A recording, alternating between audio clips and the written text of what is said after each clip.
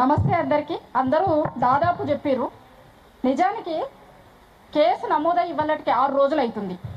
మనం పెట్టుకున్న బ్యానర్ ఒకసారి చూస్తే న్యాయం ఎట్లుంది అనేది అర్థమవుతుంది. మనం పెట్టుకున్న బ్యానర్ ఏంది?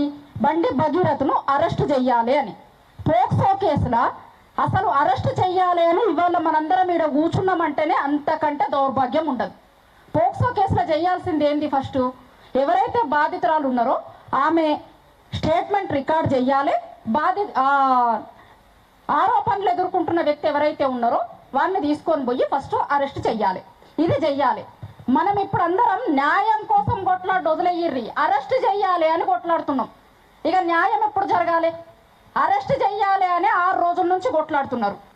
నేను చాలా కేసు ఏం జరిగింది, కేసు ఫైల్ అయిన రోజు నుంచి ఇవాళ బెయిల్ కోసం అని భగీరథ్ కోర్టుకు పోయేంత వరకు జరిగినవన్నీ మనందరికీ కండ్ల ముందు తెలుసు. వాటి చర్చలకు పోదలుచుకోలే.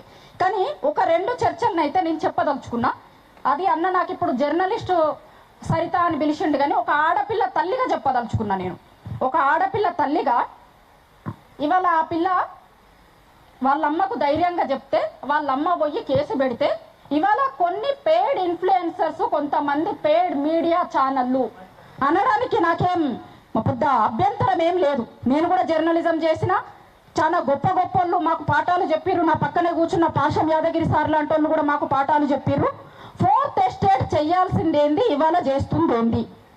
4th ఎస్టేట్ చెయ్యాల్సిందేంది, ఇవాళ చేస్తుంది ఏంది? కోడిగుడ్డల మీద, కోడి గుడ్డు మీద ఈకలు బీకుతారా? ఇవాళ పేరెంటింగ్ టిప్స్ చెప్తారు. ఎవరికి? అమ్మాయి తల్లికి చెప్తారు. మరి ఆ టిప్స్ అబ్బాయి తల్లిదండ్రులకు అవసరం లేదా? ఇప్పుడు అమ్మాయి తల్లికి పెంపకం గురించి సోకాల్డ్ మనుషులు టిప్స్ చెప్తున్నారు. అట్లనే పంపిస్తారా? తల్లి పంపిస్తుందా? తల్లి ఇట్లయితుందా? తల్లి అట్లయితుందా?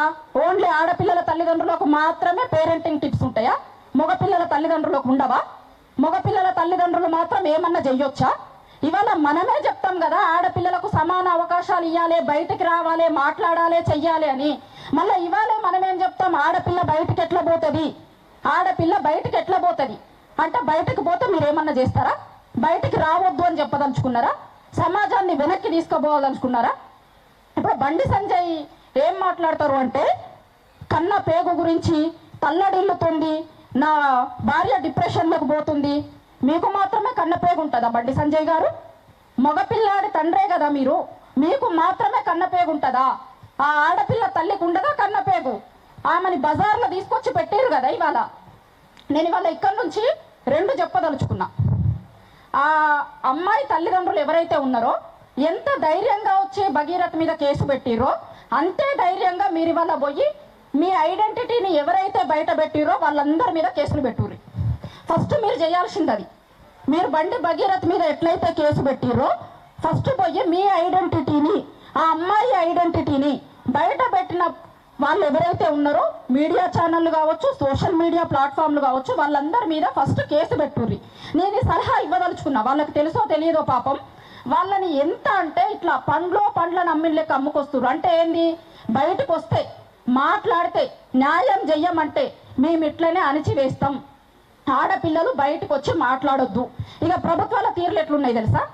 మామూలుగా ఇదివరకు ప్రభుత్వాలు ఏం చేస్తుండే అంటే, ఏదన్నా సమస్య వస్తే సమస్యను ఎట్లా పరిష్కరించాలి అనేది చూస్తుండే. కానీ మన దౌర్భాగ్యం ఏంటంటే, ఇప్పుడు ప్రభుత్వం ఏం చూస్తుందంటే, సమస్య గురించి ఎవరు మాట్లాడుతుర్రు, వాళ్ళని తొక్కేస్తే వాళ్ళని అణిచేస్తే అయిపోతుంది కదా. అలకగా కదా ఇది. సమస్యను పరిష్కరించుడు పెద్ద పని కదా. మాట్లాడేటోళ్ళని అణిచేస్తే అయిపోతుంది. అలకగా ఏంటిది కదా ఇది. అగో ఇది చేస్తున్నారు. సమస్య గురించి మాట్లాడేటోళ్ళ గొంతులు నొక్కుతున్నారు. సమస్య ఆటోమేటిక్గా కవర్ అయిపోతుంది. ఇక మాట్లాడేటోడే పోయిన తర్వాత సమస్య గురించి చర్చ జరగదు కదా. ఇది చేస్తున్నారు. ఇవాళ ఇప్పటికీ 6 రోజులు అయ్యి మన కండ్ల ముందు ఉంది. ఓ దిక్కు భగీరథ్ అనేటోడు మెయిల్లు పెడుతున్నాడు పోలీసులకి, మీరు పిలిచినప్పుడు కాదు, నేను రావాలనుకున్నప్పుడు వస్తా అని చెప్తున్నాడు. ఏం చెప్పదలుచుకున్నారు? ఇక మళ్ళా మనం చట్టం అందరికీ సమానమే, చట్టం ముందు అందరూ సమానులే ఎట్లా చెప్తారు? ఇప్పుడు ఇట్లాంటి ఎగ్జాంపుల్ చూసిన తర్వాత కూడా చట్టం అందరికీ సమానమే అని ఎట్లా నమ్ముతారు? ఆ అమ్మాయి ఆర్థికంగా మంచిగా ఉన్న అమ్మాయే ఇవాళ వచ్చి కేసు పెడితే ఇన్ని మాటలు అంటే, రేపు పొద్దున ఒక మామూలు మధ్య తరగతి ఏదో ఊర్లో ఉన్న అమ్మాయి తల్లిదండ్రులకి ఇట్లాంటి పరిస్థితి వస్తుంది. ఏం ఇండికేషన్ ఇవ్వదలుచుకున్నారు? ఇలా అరే పలానా అమ్మాయికి గన్ని పైసలు ఉంటేనో, గంత తల్లిదండ్రులు కొట్లాడే స్తోమత ఉంటేనే అట్లా న్యాయం జరగలేదు బిడ్డ, మనకేం వచ్చింది, పెద్దోళ్ళ మీద మనమేం కొట్లాడతాం, సపరేట్గా ఇంట్లో కూర్చో ఇంట్లో కూర్చో అని చెప్తారు తల్లిదండ్రులు పిల్లలకి. అంటే మనం ఏం నేర్పించదలుచుకున్నాం? ఆడపిల్లలు విక్టిమ్ అయితే కనుక, బాధితులు అయితే కనుక బయటకు వచ్చి మాట్లాడకుర్రి, మాట్లాడితే మిమ్మల్ని లంగలంటాం, దొంగలంటాం అని చెప్పదలుచుకున్నారా ఇవాళ? ఖచ్చితంగా అమ్మాయికి న్యాయం జరగాలి, భగీరథిని అరెస్ట్ చేయాలి, అదే డిమాండ్ చేద్దాం. ఎట్ ద సేమ్ టైం ఇందాక పృథ్వీ అన్నట్టు ఒకవేళ వాళ్ళ తల్లిదండ్రులు కనుక వాళ్ళకి తెలియకపోతే కనుక అది ప్రజా సంఘాలుగానో మేధావులుగానో వేరే వాళ్ళు కూడా కంప్లైంట్ ఫైల్ చేసే అవకాశం ఉంటే తప్పకుండా మీరు అది ఫైల్ చేసే అవకాశాన్ని చూడాలి అనేది చెప్పదలుచుకున్నా. థ్యాంక్ యూ అందరికీ.